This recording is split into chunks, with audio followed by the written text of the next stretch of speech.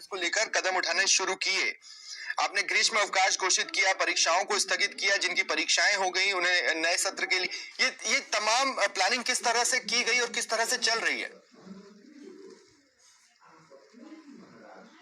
देखिए, जिस प्रकार से पूरी दुनिया में, हमारे देश में, हमारे प्रदेश में हालात बने हुए हैं, उसको मद्देनजर रखते हुए हमने परीक्षाएं प्रारंभिक तौर पर स्थगित कर दी थी। पूरे देश भर में स्थगित हुई, लेकिन लॉकडाउन के चलते हुए अभी तक भी स्थिति स्पष्ट नहीं है। पहले भी स्थिति ठीक नहीं होने की वजह से हमने 1.5 महीने का ग्रीष्म अवकाश घोषित किया 31 मई तक का।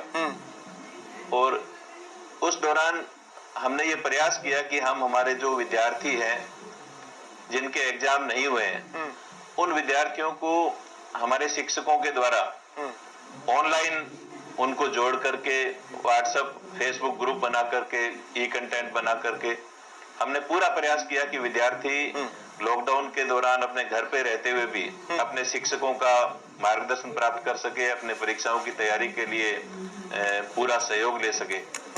तो निश्चित रूप से जैसे ही सामान्य परिस्थितियां होगी तो आगे का भी हमने एक कार्यक्रम बनाया है और हमारा पूरा प्रयास रहेगा।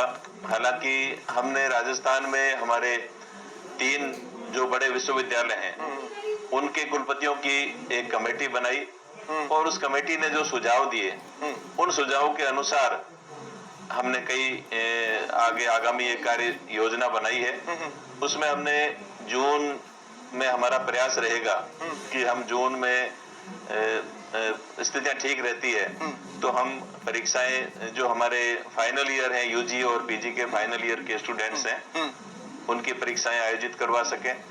और उसके अलावा भी क्रमबद्ध रूप से फिर हम आगामी चरणों में पूरा सोशल डिस्टेंसिंग का ध्यान रखते हुए, तो ये जो कॉलेजेस की परीक्षाओं की आप बात कर रहे हैं, इसको आप ऑनलाइन करवाएंगे या फिर जिस तरह से स्कूली छात्रों को आगे की कक्षाओं में प्रमोट किया वैसे ही कोई फॉर्मूला कॉलेज शिक्षा में आप लागू करेंगे या क्या रहेगा प्लान?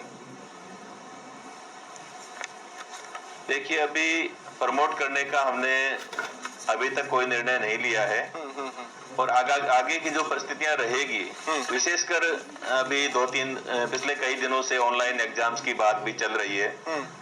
तो हमने हमारे राजस्थान के जो विश्वविद्यालय हैं उन विश्वविद्यालयों के हमारे सम्मानित कुलपति गण को हमने एक पत्र लिखा है कि ऑनलाइन परीक्षाएं क्या करवाए जाना संभव हो पाएगा।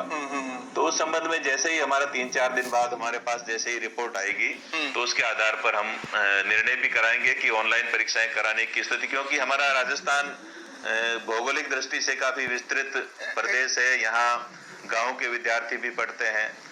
उन तमाम चीजों का अध्ययन करने के बाद, तमाम तथ्यों का अध्ययन करने के बाद